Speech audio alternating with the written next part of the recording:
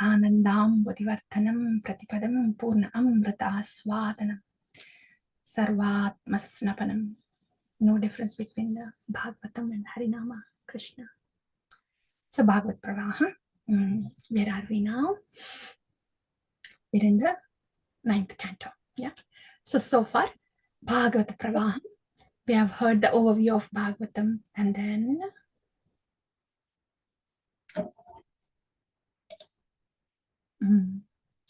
the how Bhagavatam is Krishnastu Bhagavan Swayam. How Padma Purana stated that. We have heard that. And then after that, summary of Bhagavatam. In just 1 hour. After that, first, second, third, first canto, second canto, third canto, fourth canto, fifth canto, sixth canto, summary of first to sixth canto, seventh canto, eighth canto, ninth canto. We are in ninth canto. So in ninth canto is about Isha Anukatha. Isha Anukatha. Katha of Isha and Anu, followers of Isha, the devotees. Isha Anukatha is spread throughout Bhagavatam. Whole Bhagavatam is Isha Anukatha actually. But ninth canto is called so because the Chandravamsha and Suryavamsha is being described here. The Lord appearing in the Suryavamsa as Lord Ramachandra, and Lord appearing in the Chandravamsha as Krishna Chandra. So since those topics are brought here, ninth canto is called Ishanukatha. In Ishanukatha, Suryavamsa is there, Chandravamsha is there. Chandravamsha, we'll get to that soon. In Suryavamsa, we have heard about the Vaivashvata Manu's descendants, right? We have heard about Sudyumna last time, from whom Ila came, right? From Ila, combination of union of Ila and Buddha gave Pururava. About that Chandravamsha we'll hear later. And after that, we have heard about the 10 sons of Vaivashvata Manu, starting from Ikshvaku and the other 9 sons. So in that, we have heard about I'll show you the slide that will help, and then we can continue today. Yeah, the slide will help us to continue. That will be good for you also.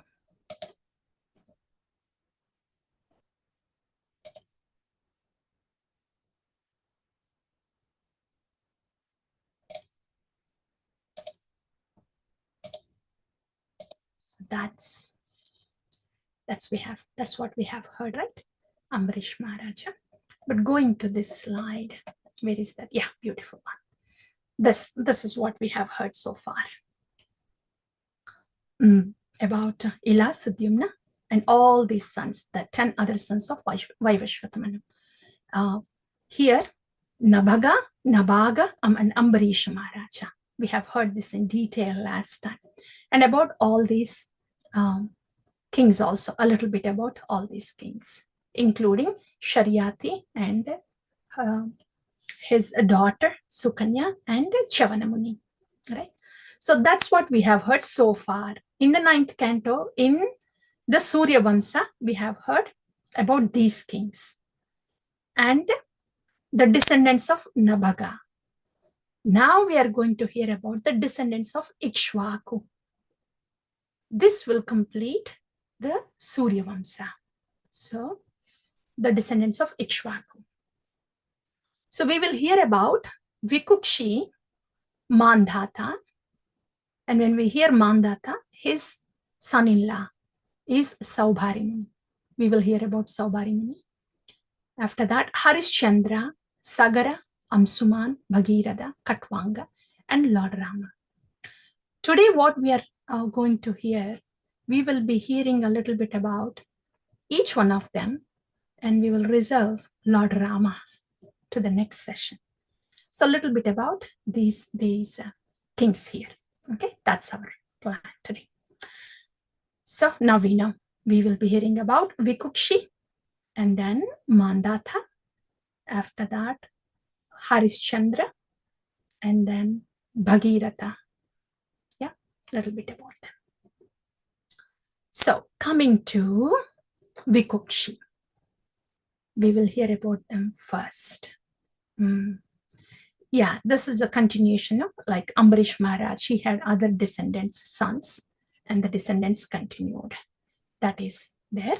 But today's topic, Ikshvaku, we are coming to Vikukshi. Yeah. So Ikshvaku had 100 sons. Here, the list is only the important ones here. Again, Shaubar is not the son of Ikshvaku, but he comes here in the story of Mandata. That's why he's listed here. For the Ikshvaku, there are 100 sons. For Vaivashvata Muni, there were 10 sons other than Sudyumna. But for Ikshvaku, 100 sons are there. So these 100 sons, 25 ruled west, 25 east, and 3 kings ruled in the middle, and the other north and south. Okay, good. And amongst them, Vikukshi is one of the kings. We can hear a little bit about today's katha is a little bit about every king, and there is something to take away from each of these personalities for us, for our practical application. Yeah, it will be like that. Nothing really focused as Ambarisha last time, but a little bit about all these kings. Okay, so Vikukshi, he was the son of Ikshvaku, one of the sons of Ikshvaku. The story of Vikukshi, how he became Shashada. Shashada is the rabbit eater.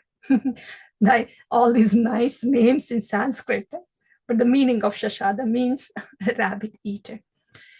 So Vikukshi, son of Ikshvaku, one of the descendants, son of Ikshvaku. What happens is Vikukshi once,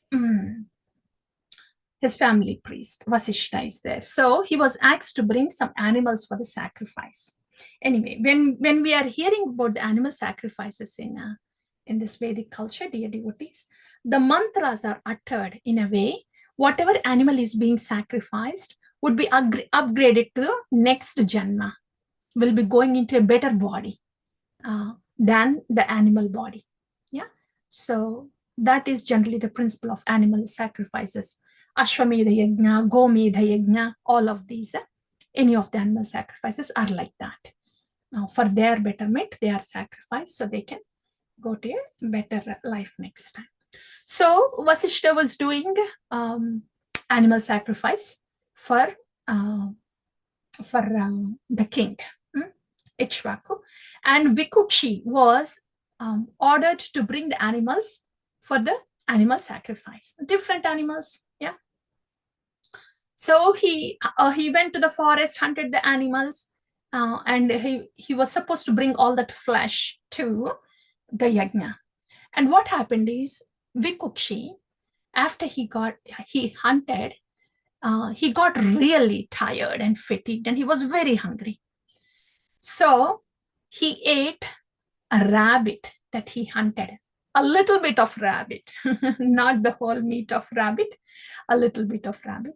And this rest of the rabbit meat was mixed with the rest of the animals. And all these animals, killed animals, the meat, it was taken for the yajna. Then Vasishta, he came to know that there is a contaminated meat in the one that Vikukshi brought. He could see that Vasishta. He gets angry on Vikukshi because Vikukshi was trusted to do this job. But Vikukshi ended up eating meat, a little bit of that, and the whole thing was not suitable for the animal sacrifice. That's why Vasishta was angry. And he banished Vikukshi from the kingdom. He said, you are not eligible to live in this kingdom. You are not trustworthy. So Vasishta banished Vikukshi. So Vikukshi is also known as Shashada. Shashada means rabbit eater, right? So in this way, Vikukshi was banished out of the kingdom, and he stays out and he does the tapasya. He repents for what he has done. He does the tapasya. And at the end, when Ikshvaku leaves his body, then Vikukshi comes back to the kingdom. And then he rules the kingdom. So by that time, Vikukshi was completely changed and he did the tapasya too. So he ruled the kingdom. So that's information about Vikukshi. Here for us, dear devotees, what is there for us, for the spiritualists? And especially among the spiritualists, we are bhakti practitioners. Bhakti practitioners, devotees who are dependent on the mercy of the Lord. We are dependent on the mercy of the Lord in Bhakti Yoga, right? And the mercy of the Lord, yasya prasado bhagavat prasada, yasya aprasado nagati kutopi. Mercy of the Lord, Bhagavat Tattva, comes through the Guru Tattva, right? Guru Tattva, the channel, Guru Tattva. And the transparency that needs to be there between the Sishya and Guru Tattva. As much as there is transparency between the disciple and the Guru Tattva, as much as there is a dependency, submission between us, the disciples, and the Guru Tattva. Proportional to that transparency, transparency means there is no kutinati, perverted thinking, to mask anything from the Guru Tattva, right? That is transparency. So as much as there is transparency, generally that much will be the dependency. As much as there is transparency and dependency, so much will be the mercy. It's like this, dear devotees. See, when the sun is there, when the sunlight has entered into our room, as much as the glass is transparent, so much will the sun rays will come. As much as the glass is opaque, yeah, then the sun rays, they are blocked. So for us, our chitta, everything comes to our chitta, cleansing of our consciousness.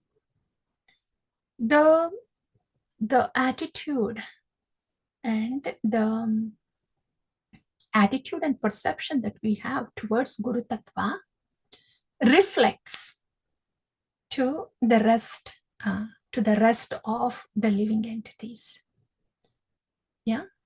So as much as we are transparent to the Guru Tattva, which is giving the mercy of Bhagavat Tattva, so much will be our dealings transparent with the rest of the people around, devotees around. Then we become more trustworthy, right? So for us sadhakas, we have modes that are there within. And when these modes come out, they reflect on Guru Tattva. So our perception about the Guru Tattva, they can change from time to time. Yeah, it's because our modes change inside. And proportional to that, whoever we see, whatever we see in the life, the perception is proportionate. It is reflective of what we see, of what it is towards Guru Tattva. So we have to understand that change in the perception reflects on Guru Tattva, and the same thing, change in the perception or whatever perception is there towards the mercy channel Guru Tattva does reflect outside in our interactions, because it's the same chitta. We are 1%. It's a flow of consciousness, right? Flow of consciousness. How much muddy it is, how much clear it is. If the consciousness is muddy towards the channel of mercy, how would it be towards everybody else? Because the channel of mercy is given a lot of reverence, a lot of gratitude. To that channel, if my consciousness is muddy, what to speak of my interactions with the people around? Very subtle aparadha. We don't realize that. Very subtle aparadha. So, the transparency and trustworthiness of a Sishya towards the Guru Tattva, our Guru Chana, that clears our chitta. So, in that way, the chitta can be clear with transparency. Okay. So that's a Vikukshi Shashada. But again, Vikukshi repented. And then he came back and he ruled the kingdom. That's about Vikukshi. And then that we have heard. Next son of Vikukshi, there are many sons again, 3 sons at least. And one of the sons is, his name is Puranjaya. He has 3 names, Puranjaya, Indravaha, and Kakusta. These are details, but what we want to know here is, Puranjaya, he was a strong king. And one thing is nice here. Puranjaya was a strong king, and then he was strong enough to fight with demons. So Indra was asked to become his bull, so Puranjaya can sit on Indra. Indra is the king of the demigods, but he was asked to become bull, so Puranjaya can fight. Yeah. So Indra became bull. And Puranjaya sat on Indra. There's a hump on the bull, that is called Kakusta. So that's why Puranjaya is called Indravaha, one who has Indra as Vahana, and Kakusta, who sat on the bull on the hump of the bull. So that's why these 3 names for Puranjaya. One nice thing here is, though Indra was the king of heaven, he became the bull of Puranjaya for the service of the Lord. Whatever is needed for the service, we are Gopir Vartrapada Kamalayor Dasa Dasa Anudasa. Our designation is that each one of us, we are the servants of the servants of the servants of the servants. Very safest place, dear devotees. Very safe to be the servant of the servant of the servant of the servant. Yeah, in that way, we can be utilized for any seva that is needed. Any seva, from mopping the floor, cleaning the bathrooms, till the deity service, anywhere, any seva. Because our designation, our constitutional position is loving reciprocation with the Lord in our chitta, with whatever seva that is given to us outside. So it's not so much about what kind of seva are we doing, what kind of Cheshta Rupa Bhakti it is, but how lovingly are we reciprocating with the Lord. Yeah. So that's one thing. These are the kathas in Bhagavatas, king after king. But simply hearing this Bhagavata katha, especially with this, after 1 year, we just end up with some information. Oh, some king, something happened to him. Rabbit eating, like that. So for us to make a little something out of each king, we are just reflecting of how this can be helpful to us to get us to the shelter of Govinda and be there in the shelter of Govinda. After all, the purpose of all this Bhagavata Katha is that, right? To be in the shelter and seva, loving service of Govinda. So that's the second king, Puranjaya. Next comes Puranjaya and his lineage, one after the other. All these names. I will not read them out. Again, we will feel like, oh, I have heard a lot. So I'll not read those names. One king, Yuvanashva. And then, Yuvanashva. That's enough. He is the descendant of Kuvalayashva. Okay, Yuvanashva. Why did we come here? Because he has something to do with Mandata. That's why. So Yuvanashva is a descendant of this king Kuvalayashva. And he didn't have children. So Yuvanashva was so disappointed because the king needs a son to hand over the kingdom. So Yuvanashva was disappointed. He and his wife, they just went to the forest sad. But they performed. They wanted to perform a yajna there to Indra, so Yuvanashva can get a son. So they performed the yajna. Yuvanashva and his wife, the priest there, they performed the yajna for them. And in the middle of the night, yajna was all done. And in the middle of the night, interesting stories, dear devotees. In the middle of the night, Yuvanashva, he felt thirsty. He felt thirsty and went to the Yajnashala and he drank the water there that was there in the Yajnashala. That water was supposed to be taken by the wife of Yuvanashva. But he drank. Yuvanashva drank. So Yuvanashva, he ended up giving birth to a son named Mandhata. You'll be like, what? Again, very interesting anatomical changes, right? So he bore a son in his abdomen, Yuvanashva. And those mantras, they have their own potency. Yeah, all the potency is instilled there in the mantra. So he ended up drinking that water, the water, and his abdomen. From the left side of abdomen, a son was born, and his name was Mandhata. So this Mandhata, he was crying after the birth. This reminds us of one more birth, dear devotees. You remember this? The Prachetas, right? Prachetas and their wife, forgot her name, but Daksha was born like this. Yeah, very similar to this. So Indra comes down because they were, Yuvanashva was doing the Indra Yajna, right?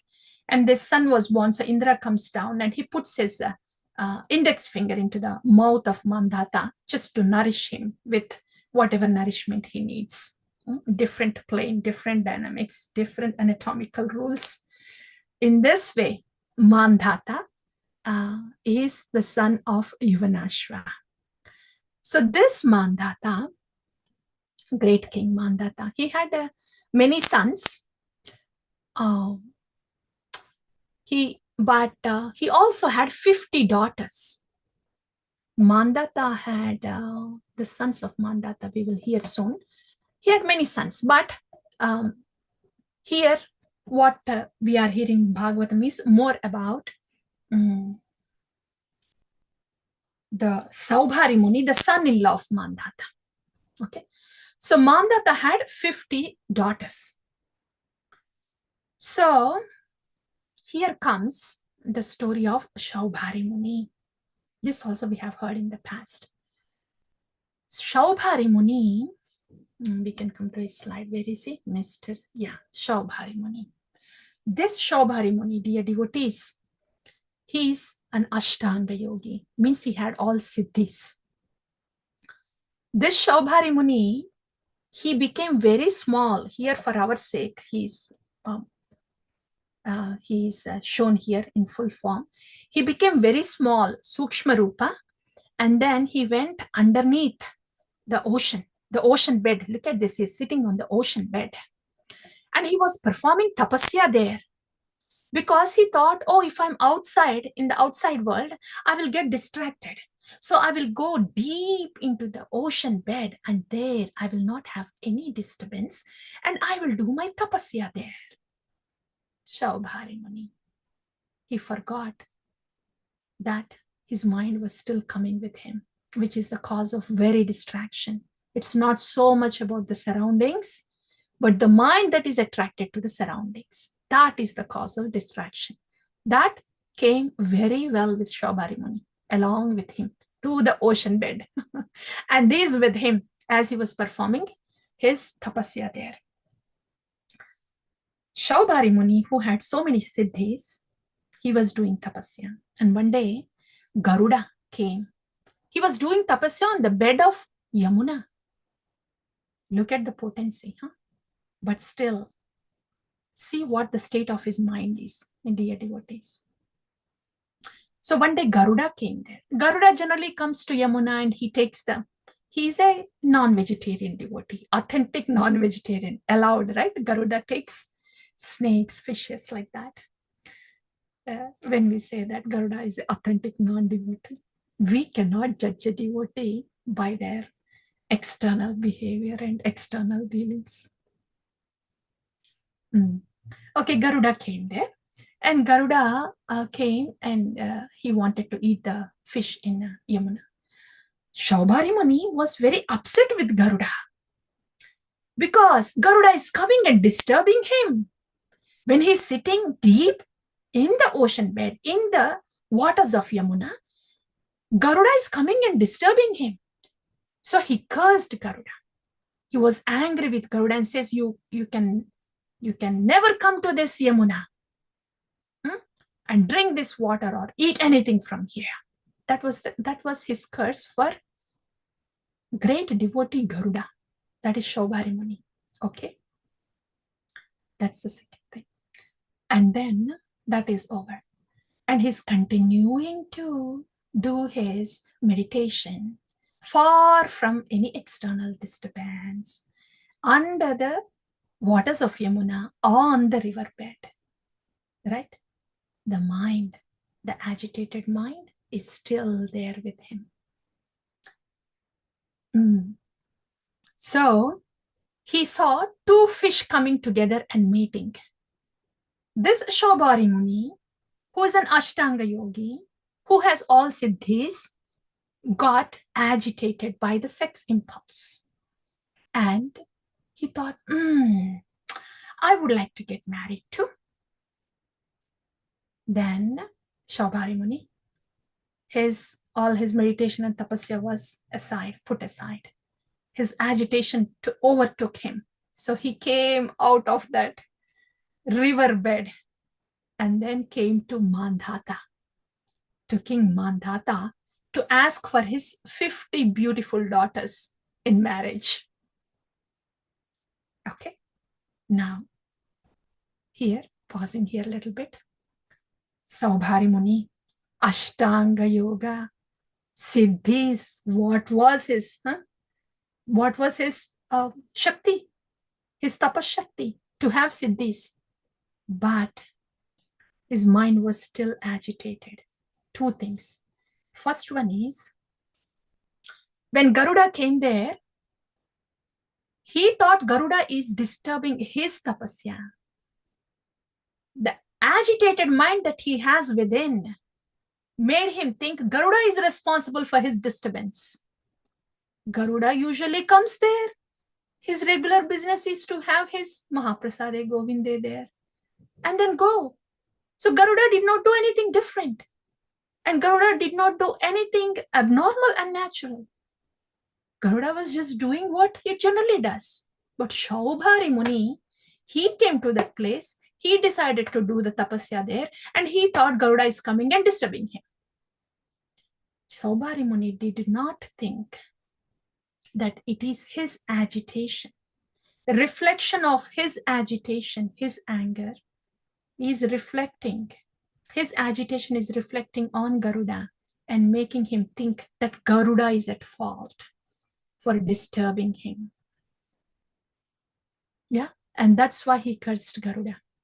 That's why he committed Vaishnava Aparadha. Because Garuda did not do any Aparadha here. It is the agitation of Shaubhari Muni that made him commit Aparadha to Garuda. Dear devotees, this is something very typical, subtle thing that goes during Anartha Nivritti. Because of our agitation inside, that gets projected on the people around, and even on Guru Tattva too. When the agitation goes there, when we are singing every day in the morning, Yasya Prasado Bhagavat Prasada, Yasya Prasado Nagati Kutopi, very clearly, Acharyas are reminding, the mercy channel is Guru Tattva. When the when Shri Guru is pleased, then Bhagwan is pleased. When Shri Guru is not pleased, Bhagwan is not pleased. So that is the importance of that mercy channel, Guru Tattva. But the agitation of the mind, the fault finding of the mind can be so pervasive, so invasive, and so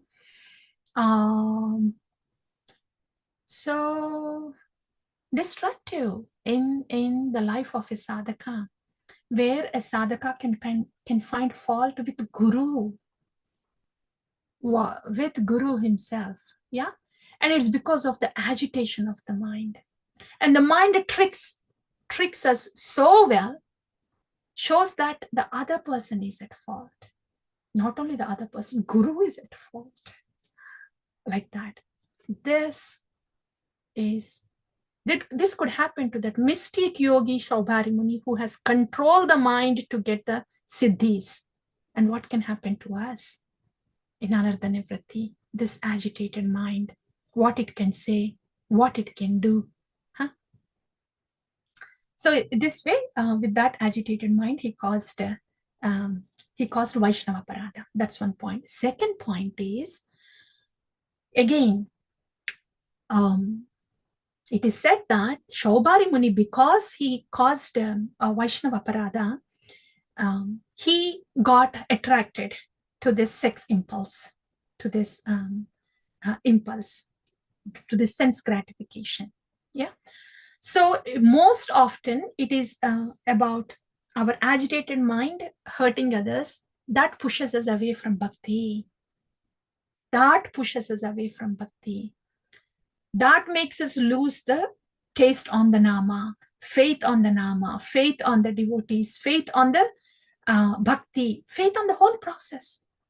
It is this agitated mind causing aparadas can make all these things happen. Aparadas can make us go away from bhakti, yeah, towards sense gratification.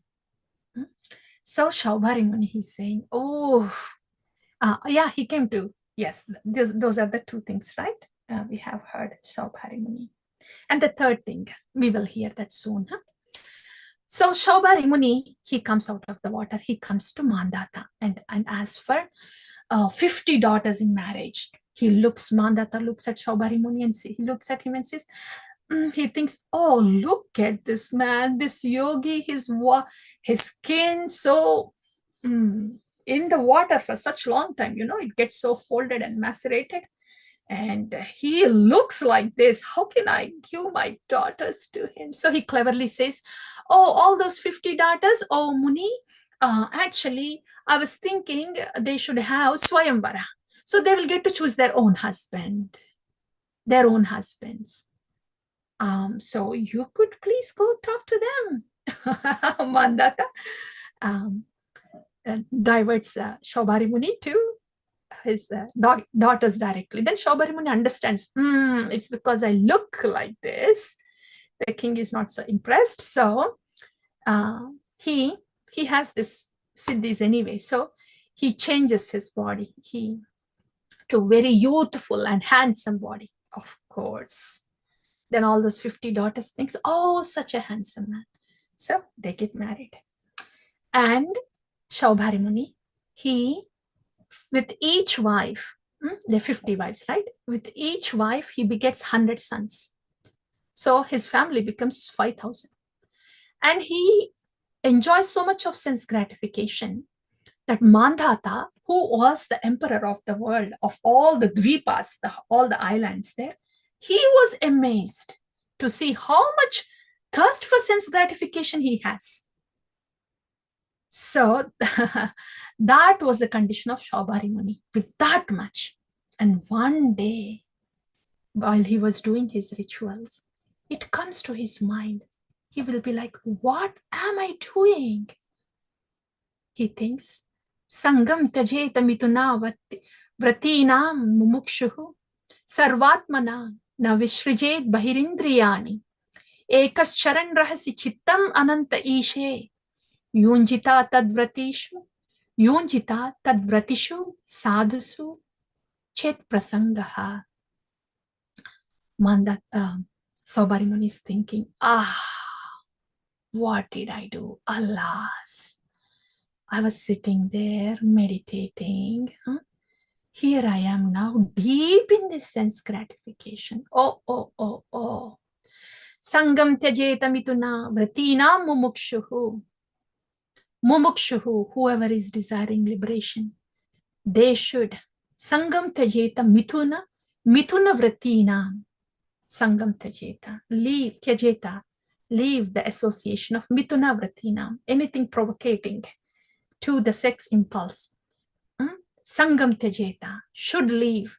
Those devotees, mumukshua, who are looking for liberation, should leave this behind. Sarvatmana navisrijet bahir indriyani. By all means, navisrijet bahir indriyani. Do not indulge bahir indriyani in this external sense gratification. Saubhari Muni is saying this.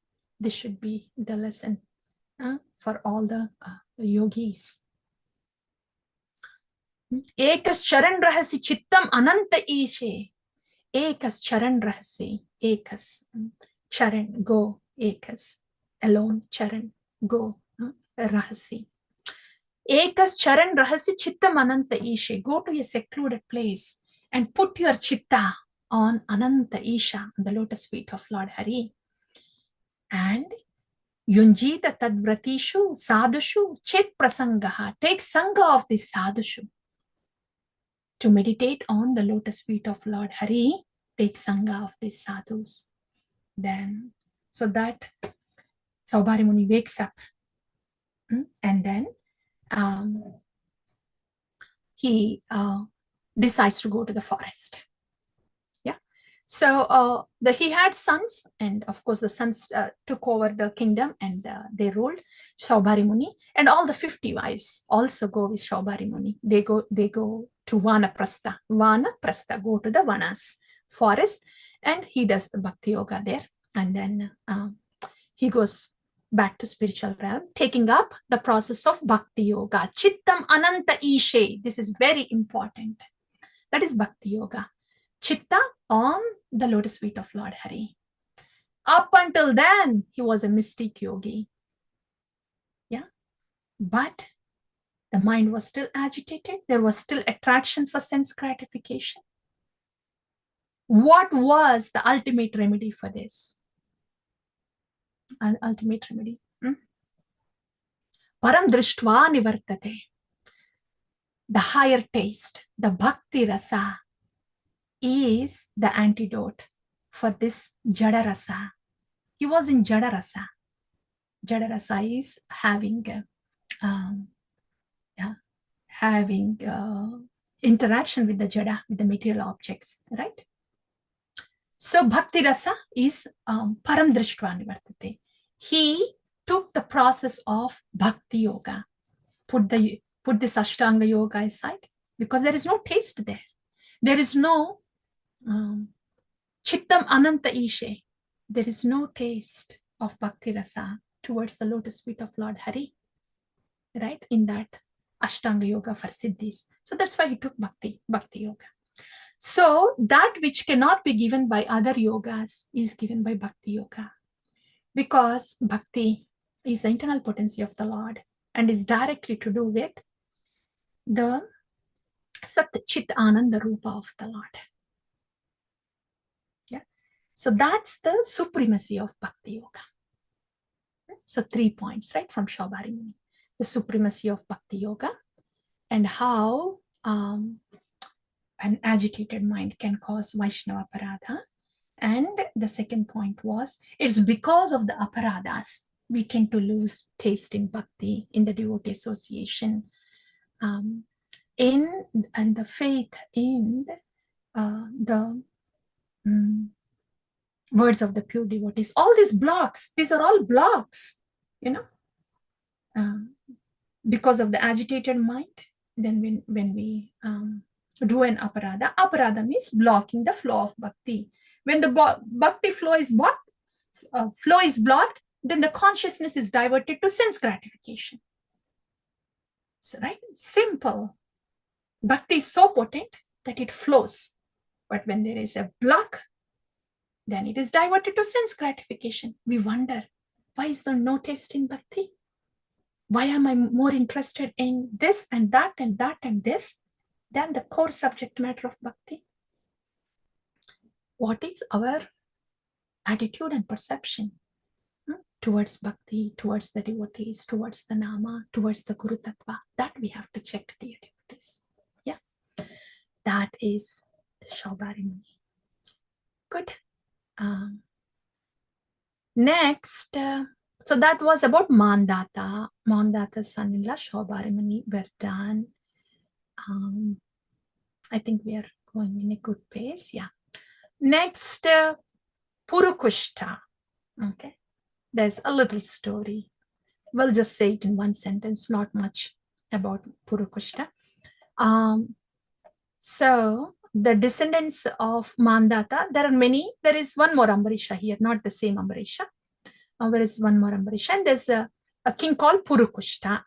This Purukushta, he married a lady called Narmada, who is related to the snakes.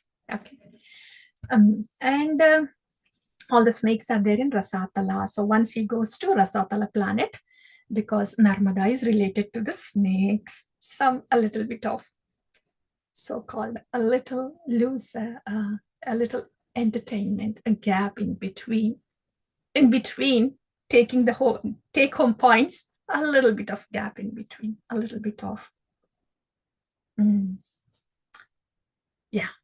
entertainment in between with these stories. So because he's related to Narmada, the snake lady, so he goes to Rasatala one time for vacation. And there, when Purukutsa goes there during the vacation, some Gandharvas come there and attack Rasatala. So Purukutsa he fights with the Gandharvas and then kills them.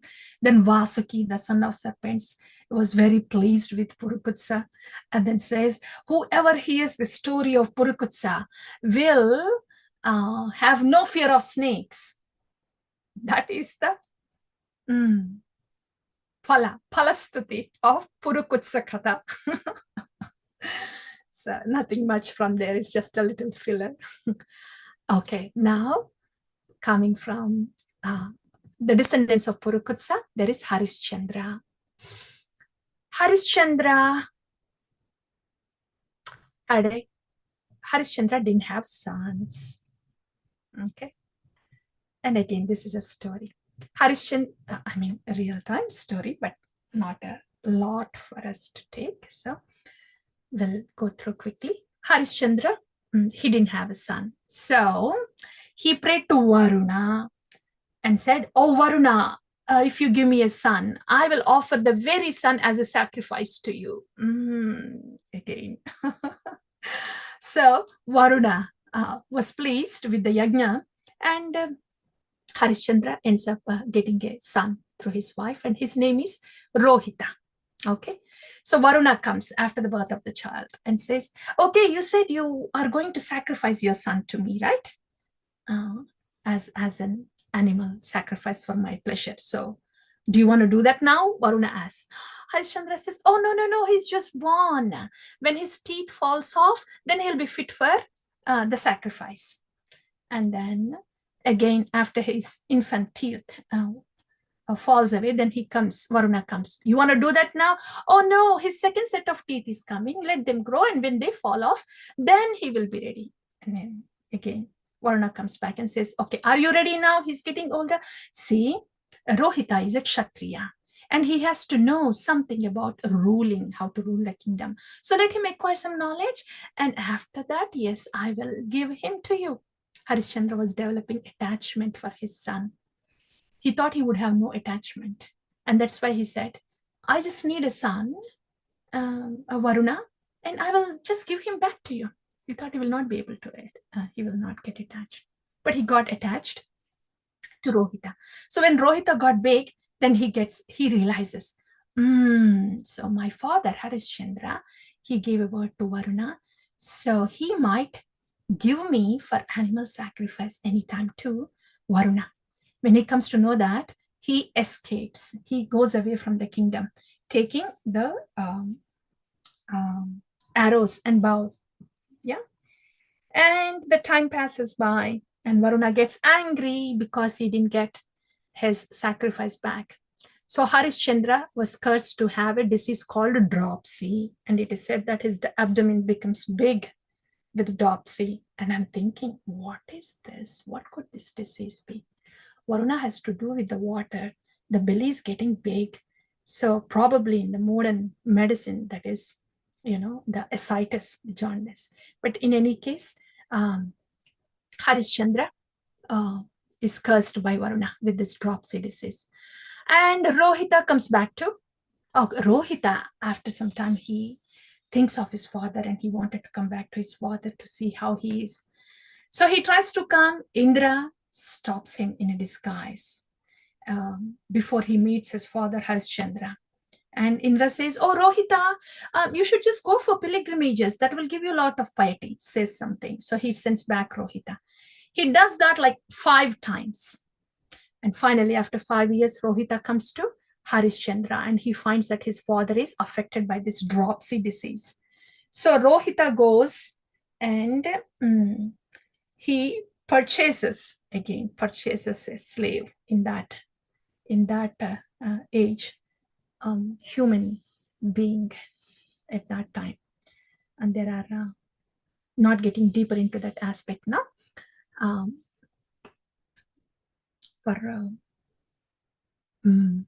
So he purchases a slave, and his name is, is there a name? I think, okay, there's no name here. I blanked on his name. So he purchases a person and then brings him for the sacrifice in his place. Harishchandra was supposed to give Rohita, his son, right, as a sacrifice to Varuna. But Rohita purchases another person and brings him to the sacrifice. And Vishwamitra is performing the yajna for that. So Vishwamitra develops son affectionate, sonly affectionate on this person who is brought for the sacrifice. So Vishwamitra doesn't let him sacrifice. And that way, whoever is brought for the sacrifice, he is saved. And Varuna, meanwhile, Varuna was pleased. So even without the sacrifice of anybody here, the Varuna was pleased.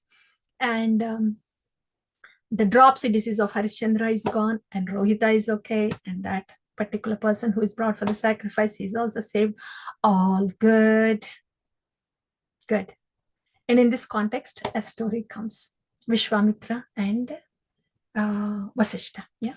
So here, when he was performing the sacrifice, Vishwamitra, he wanted to take some returns from Harishchandra as a dakshina.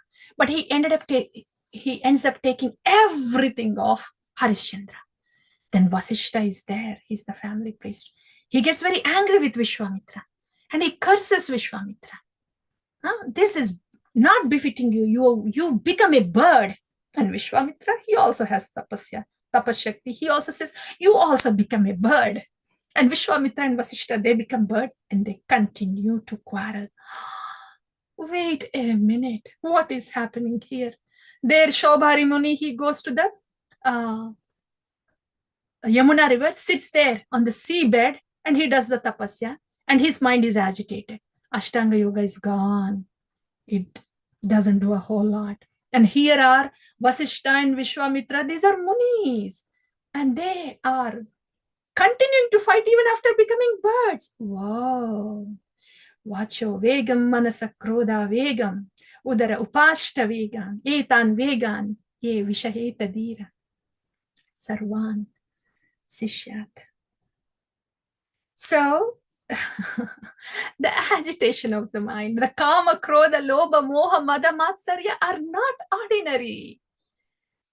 Mama maya duratyaya. Lord Krishna already said that. Mam evaye prapatyante. There's only one way to go. I'm already telling you to save your time. Mam evaye prapatyante. Take prapatti of me. So in Bhakti Yoga, all these tendencies are burnt like a seed, like a dried up seed. A seed which is dry, it may not germinate in a desert, okay? But when there is lots of water, the same dried up seed can germinate, can sprout. It's like that. All these rishis, they may have dried up their senses. They may have dried up their senses with their tapasya, with their austerity, with their chandas, with their Vedic knowledge. But the seed for sense gratification is still there. And that seed for sense gratification is roasted beyond sprouting only with bhakti. The potency of bhakti is like that. Karmani nirdahati kinchuta bhakti bhajam govindamadi purusham tamaham bhajami. The whole karma cycle, the whole seed of sense gratification is burnt by the fire of bhakti yoga. And the beauty is, dear devotees, in bhakti yoga, it is param drishtva nivartade, the taste in the interaction, in serving the Lord. The taste in the bhakti yoga is a higher taste. So the taste in satisfying the senses of the Lord is much more superior than satisfying this material senses. And that is why bhakti yoga is very natural, very potent, and is beautiful. Very potent. Okay. So, yeah. Why did we get to that? Yeah, the Vasishta and Vishwamitra and Shauvarimani, all of that. Yeah, and one, yeah, we are getting there soon. Trishanku. Why are we going through these stories? Because coming from India, we have heard about these names of the kings here and there. And this is the time we get to know a little bit about these kings. And that's why we are hearing Trishanku. We have heard Vishwamitra, Trishanku, Sargam, Menaka, right? Who is this Trishanku? Purukutsa, in the lineage of Purukutsa, is a king named, his name was, he's not exactly Trishanku. His name was something different. Saurashtra something, but his name become Trishanku because of 3 sins that he has done. What are those sins? One is this particular king tried to kidnap a Brahmana's wife just before the wedding. Again, these stories, yeah. And second one is he drank something at the yajna, in the place of yajna, in a sanctified place. And the third one is he killed a cow. These are the 3 sins he has done. So his own father cursed him to become a Chandala because of his mentality. He's so much, he had such gush of doing these sins, and that mentality suits a Chandala, not a Kshatriya. That's why he cursed to become a Chandala. So this Chandala goes to Vishwamitra. And then he begs Vishwamitra, see, I'm supposed to be a Kshatriya, I am cursed now. So can you please, with your mantra shakti, can you do something, please? Vishwamitra, he wanted to send him to Swarga Loka, in the very same Trishanku body. He's named Trishanku because of these 3 sins. But we have heard in the Bali Maharaj, when he was attacking the Swargaloka, we have heard there, right? Not everybody can enter the Swargaloka. So Trishanku was not allowed. So he couldn't enter the Swargaloka, though Vishwamitra was trying to push him into the Swargaloka. So he was falling down, head down. And he says, oh, Vishwamitra, I'm falling head down. Do something about this. I couldn't get entry into Swarga. And then Vishwamitra, he creates one more Swarga just for Trishanku, which is beneath the actual Swargaloka, and that's called Trishanku Swarga. In that way, this Trishanku is hanging down, hanging head down in between the Bhuloka and the Swargaloka. That's the Trishanku Swarga. It's just one of the stories again. Next, yeah, we have done this all. Finally, coming to the descent of Mother Ganga. This also is good. Yeah. So, the last topic. In the same lineage, yeah, Harishchandra's lineage. In the same Harishchandra's lineage, there's a king by name. There was a king by name Bahuka. So this Bahuka, he dies in one of those battles, and his wife was about to do sati. Sati is entering into the fire in those days in separation of their husband, a chaste wife. Yeah, we have already discussed about that in the past, right?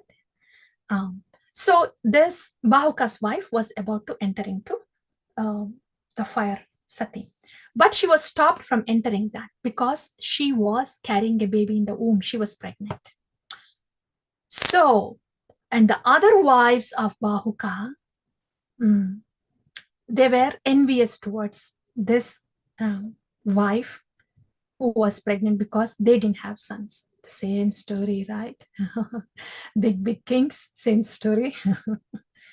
What do we recall? Which story was like this? Chitraketu Maharaj, right? Same thing. So Bahuka's wife, she was pregnant. So in order to kill this baby in the womb, all these co-wives, they feed poison to her. So unknowingly, she takes the poison, but the baby does not die, but is born with the poison. Evidently, baby has become immune to the poison, like the Bhima was immune to the poison, right? Yeah. So that's why this son who is born after the poison was fed to him when he was in the womb, this is why his name is Sagara. Sagara, one who has poison within him. Yeah, not that's why his name is Sagara. Okay.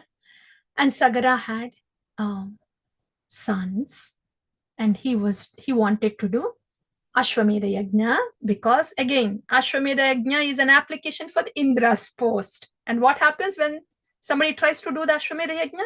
By this time, we know, dear devotees, Indra gets very insecure, like he did for King Prithu. Every time somebody does the Ashwamedha Yajna, King Indra gets very insecure. Here one thing that we can take home. Indra is a Sakama Bhakta.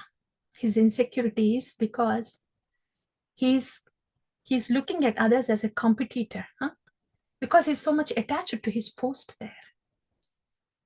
So in bhakti, when we are attached to something external, some upadhi outside, anything external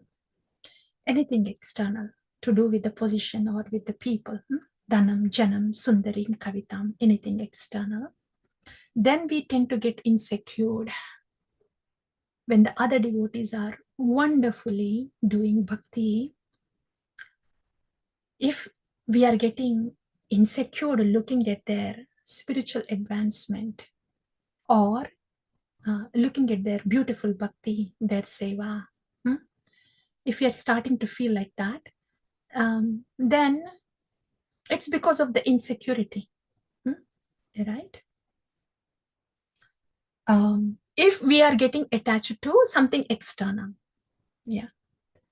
something external, say for example, say temple president post, and if somebody is really getting qualified to know whatever is needed for the temple president post, and if somebody is attached to that temple president post or a GBC post or whatever post, any managing post, if they're attached to that upadhi in that administrative role, then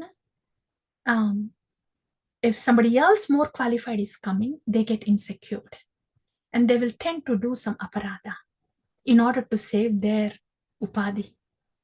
In bhakti also it can happen if the attachment is there for something external. That's why our attachment, we want our attachment to be internal. Internal.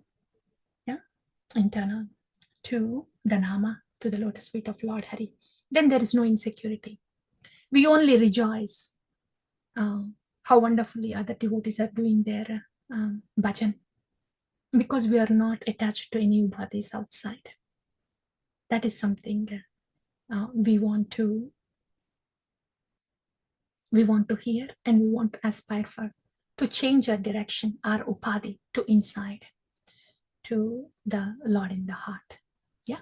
Then there is no insecurity. Yeah. Okay. So Indra got insecure and stole the horse, and stole the horse and hid the horse somewhere. We don't know. Okay. Then the sons of this Sagara had two wives, Sumati and the other wife too. So the sons of this Sumati, they all went in search of this horse, and they dig the earth, and then they went in and they found Kapila Ashrama. And the Kapila Ashrama, the horse was found there besides Lord Kapila, who was in meditation. So these sons of Sagara, when they saw the horse in the premises of Lord Kapila's kutir, then they thought, the sons of Sagara just thought that this person who is in the meditation stole the horse. Just the thought. He was effulgent there, Lord Kapila. He was just in meditation. And all the sons, they were burnt into ashes. Look at the skulls here, the ashes that are there around Lord Kapila here. Yeah, they were all burnt into ashes. Sometimes we may hear that Lord Kapila burnt them into ashes, burnt the sons of Sagara into ashes, but that's not the case. Lord Kapila, all these enlightened souls, they don't have this impulse of anger to actually burn anybody. It is the aparada of whoever has thought small about this Mahajanas, whoever misunderstood this Mahajanas, their own thought, their own aparada burns them down. So the Sagara, sons of Sagara, they have made aparada by thinking that this particular person has stolen the horse. So having suspicion is different, but thinking and believing that somebody has done it is totally different. So when they have done that, because of their own kalmasha, because of their own aparada, they were burnt to ashes.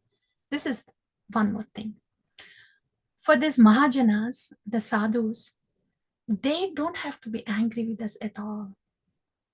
They have nothing to do with us. They're absorbed in their bhajan.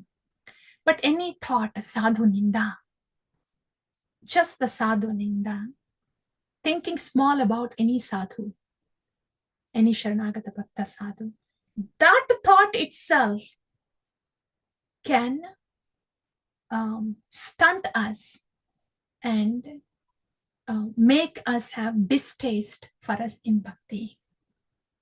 Yeah. So this is one more thing. That is why in Nama Parada, the first aparada in Nama Parada is Sadhu Ninda. And again, Sadhu Ninda is, it doesn't necessarily doesn't have to be blaspheming the devotees and big time criticizing, nothing like that. That is too gross. But not giving the position to an acharya when the Lord is saying, Acharya mam abhijanati. Know that Acharya is myself. When the Acharya is not revered, is worshipped the way he should be, and when his Vani is not worshipped or put the faith that it deserves, that itself can shrink our bhakti, because they deserve that. So we should understand that they are so big and pray that, we give them the upasana that they need. But if we just take their words formally, casually, like that, then our bhakti is stunted. Yeah. So that is not exactly outright ninda of the sadhu, but when the words of the sadhu, acharya, are not worshipped like that, in the words of the acharyas, he is Krishna. And when the Lord in their words is not worshipped like that, then our bhakti is also doesn't blossom much. Okay. And that's why the nama is also not very much accessible to us. That's why sambandha is very important. The nama that is given to me, the acharya, the guru parampara, they are my sambandha, and this nama is from them, this sambandha, and the place they deserve. That is important dynamics. So the nama, Nam Prabhu, can reveal himself. That's something about sadhuninda, subtleties, which made us think about Acharya Upasana and Namashraya. Yeah. So, So these sons of Sagara were burnt, and this news come to them. Then the ancestors of Sagara are Asamanjasa. One quick word about him is his behavior. He was a mystic yogi in his previous life, but his behavior was apparently cruel in this life as Asamanjasa. So he was banished from the kingdom. But later on, he resumes his meditation, and then he brings back all those he has killed mischievously when he was in the kingdom. So his name is Asamanjasa, just FYI. And Asamanjasa and his son is Amsuman. Yeah. So in this way, Amsuman is a descendant of Sagara. And he was also in search of this his ancestors and the lost horse. And somehow he comes to Lord Kapila, and he prays to Lord Kapila. He looks at the horse in the vicinity to Lord Kapila. He bows down to Lord Kapila, unlike the Sagara sons who suspected Lord Kapila. So Lord Kapila was pleased, and he gives the knowledge to Amsuman, and he lets Amsuman take the horse back. And also Amsuman, during Lord Kapila's instruction, he comes to know that all these descendants here, his ancestors here, they can be brought back to life only when Mother Ganga water comes and sanctifies him. That he comes to know from Lord Kapila. He does the prayers and he does the tapasya. He couldn't bring Ganga down, and he passes. He leaves the body, and many descendants come, Amsuman, and then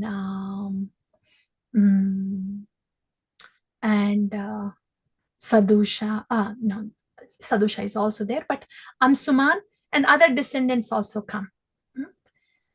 They could not do that too. Finally, Bhagirada. So Bhagirada, he does the tapasya, and Ganga Devi, she appears. She appears and says, okay, Bhagirada, I'm pleased with your tapasya. I know you want me to come down to sanctify the ashes of your ancestors. Yes, I could do that for you, but I have two things to ask. Give me answer to these two things and I can come down. Coming to the very end now. So the first question is, see, when I come down, I am so pure. And when I come down from the upper planetary systems to this Bhuloka, and then I'll be entering into the Patala also. So when I come down, all these people who are sinful, they'll come and bathe in my waters, and all their sins come and stay with me. I don't want to be sinful. So what is the way for me that I get sanctified? I want to remain pure. That's one thing. Second thing is, who will bear my force? I come with such a force, and if there is no shock absorber in between, I can break open this Bhumandala and make my way into the Patala. So that impact needs to be absorbed by someone. Who will bear my force? Then Bhagirada goes to Lord Shiva and he prays, and Lord Shiva agrees that he will bear the force of Mother Ganga in his Jatajuta. And that's how Mother Ganga descends down. And second, the answer to the second question is, what about all the sins that people dump in me when I come to this Bhuloka? For that, Bhagavata says this. This is one final verse. Sadhavonyasina shanta brahmishta loka pavanaha haranti agante angasanga teshvastehi agabidharihi. Beautiful, dear devotees. This is a typical Bhagavatam shloka again. He says, oh, Mother Ganga, you please come down. Yeah, because Sadhavo Nyasina Shantaha, Brahmishta Loka Pavanaha.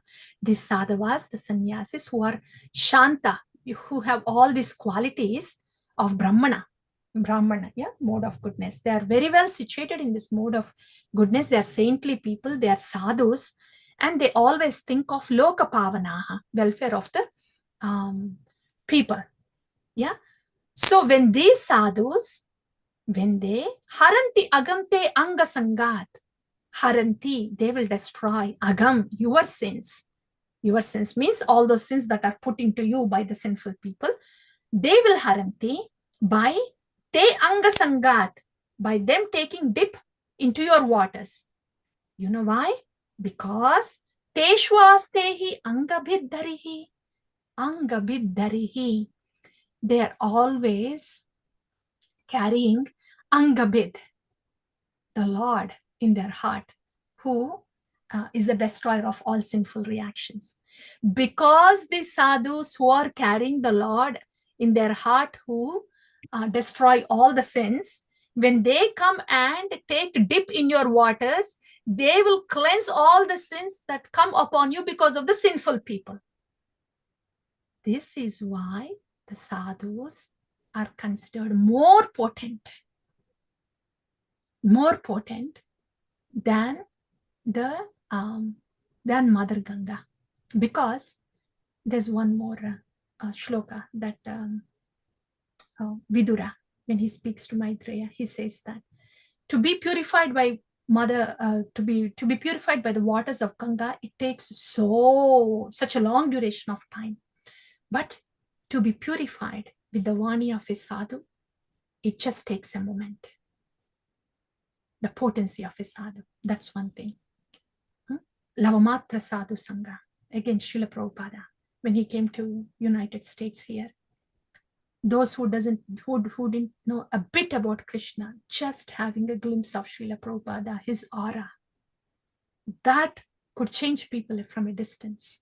Lavamatra sadhu sangha, what to speak of having darshan and then talking and then hearing from the sadhus like that and doing seva. That's one thing, huh? So sadhus are so potent. Not only that sadhus are so potent, but a Tirthasthali becomes a Tirthasthali because of the sadhu, because they are Swantastena Gatabrutaha. This is Yudhishthira says to Vidura when he returns from the holy places. He says, Bhavat Vidas Bhagavatos, Tirtha Bhuta Swayam Vibho, Tirthi Kurvanti Tirthani, Swantastena Gadabrutaha. You make the Tirthasthalis, Tirthi Kurvanti Tirthani. You make the places sanctified because of the Lord that you carry in your heart. That's the potency of sadhus, the Sharanagata Bhaktas that carry Lord in their heart. That's all, dear devotees. So in this way, Ganga Devi, Mother Ganga is brought to the earth planet and she makes her way down, follows Bhagirath, and then goes to the Lord Kapila Ashrama down there, and then revives the descendants of Sagara. Okay, that's one thing. Yeah, so that's it.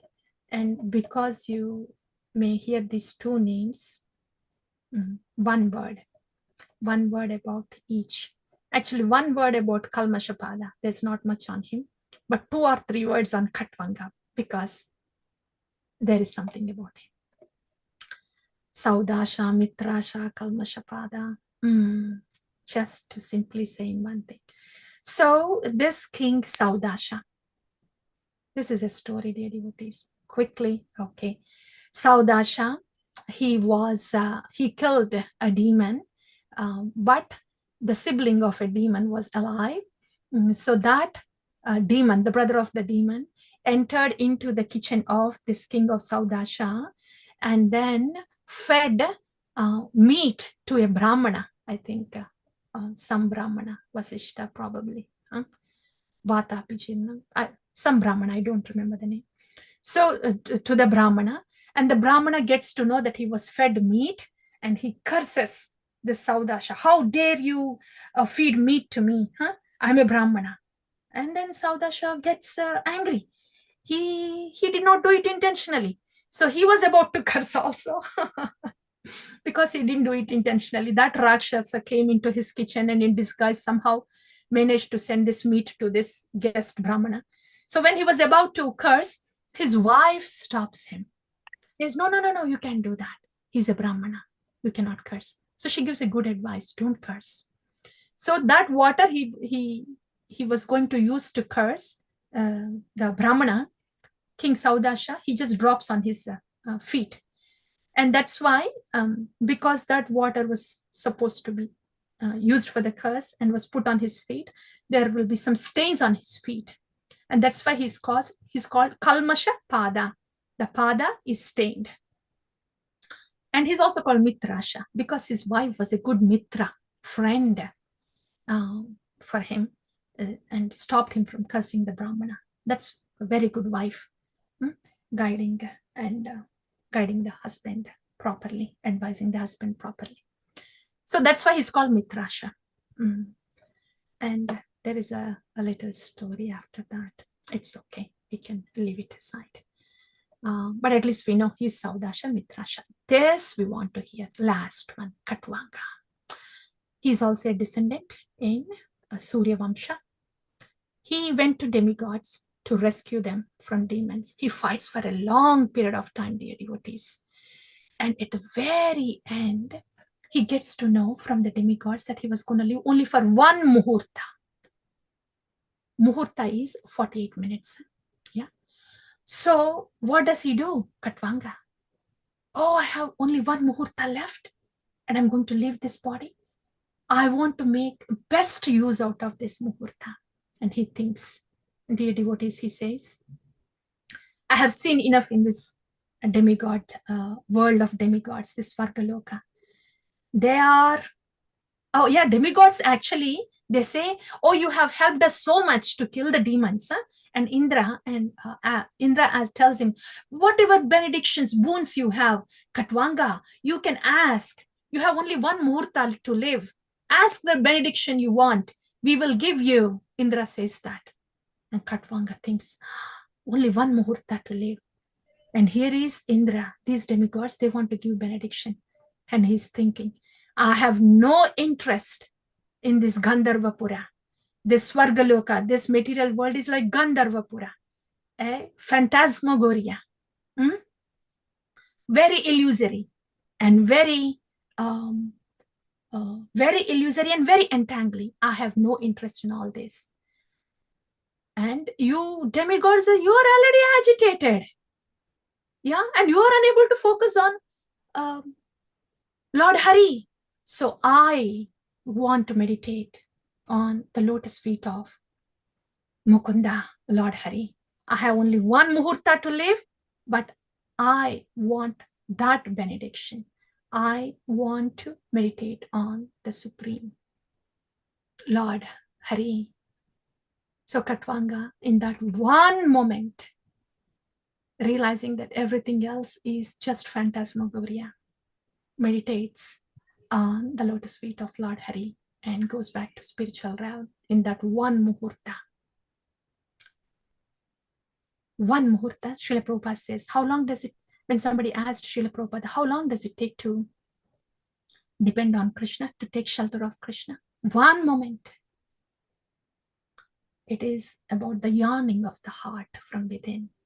And that comes when we realize that everything else, Brahma stamba paryantam sarvam maya mayam jagat Satyam Satyam Puna Satyam Harir Nama Eva Kevalam.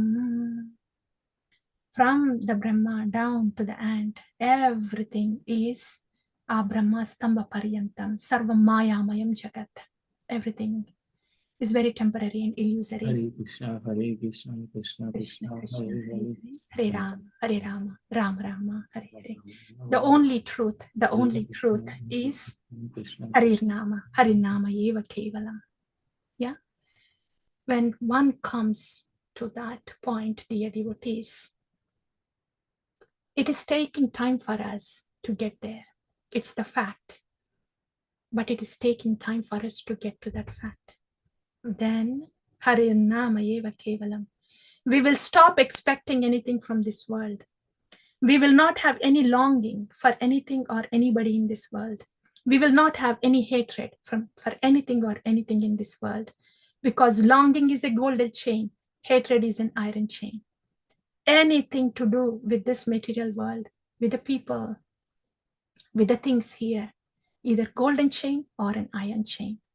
When we come to know, oh, Krishna, this is all illusory, just illusory chains, then we will get closer to the Harinama, begging Harinama Eva Kevalam. Harinama is nothing but the lotus feet of Lord Hari.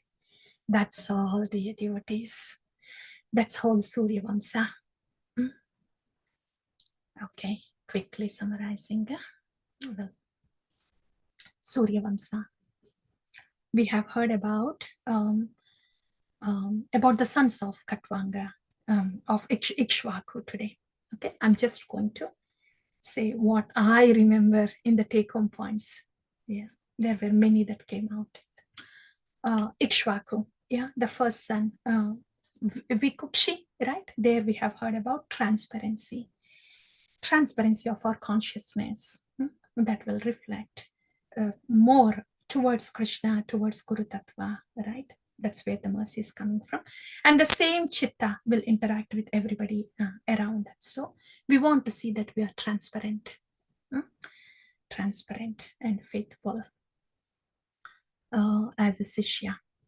That's one thing. As much transparent as we are, so much will be the light that can go through us. We have to become a very transparent medium to Guru and Krishna, so their mercy can just simply go through us. Such transparency is needed in bhakti.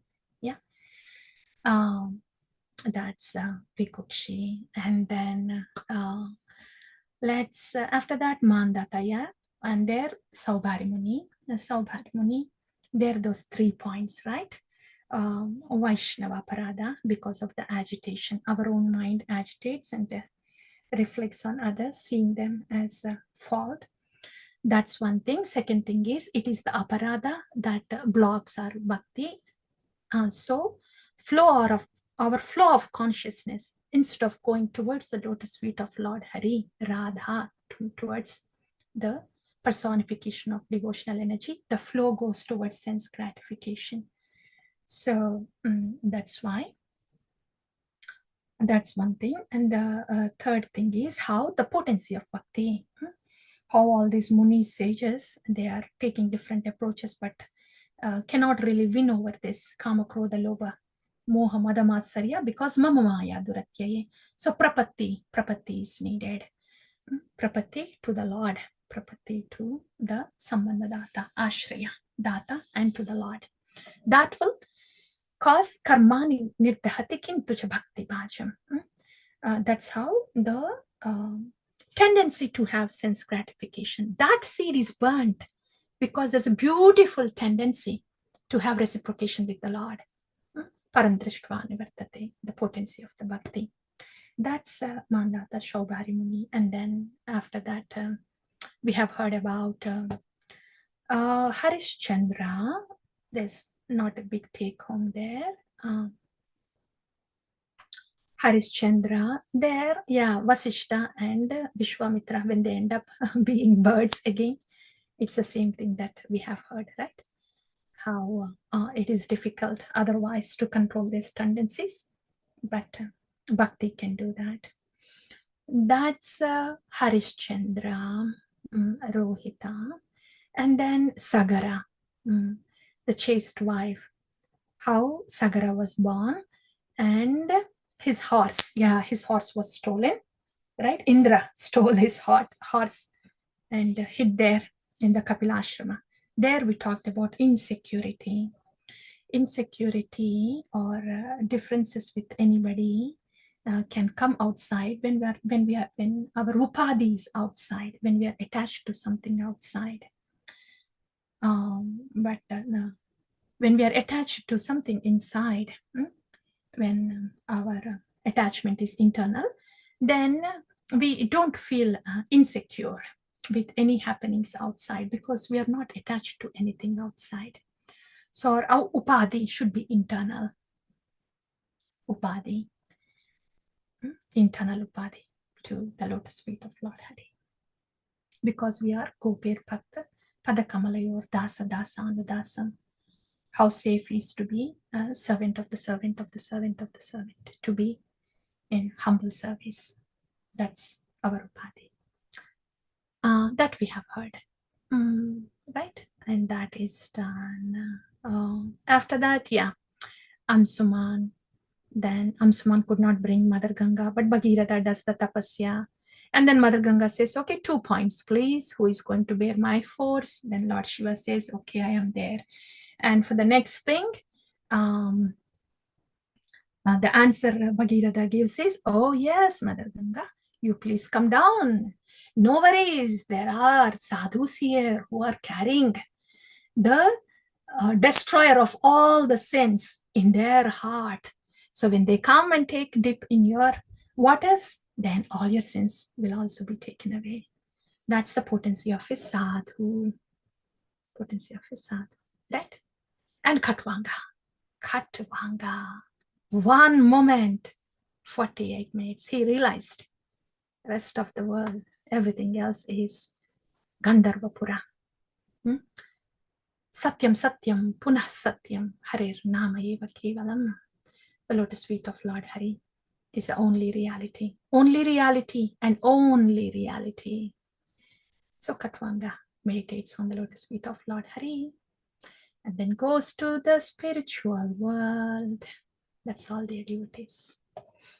And Lord Ramachandra next. We will look forward to hear about Lord Ramachandra in the next session.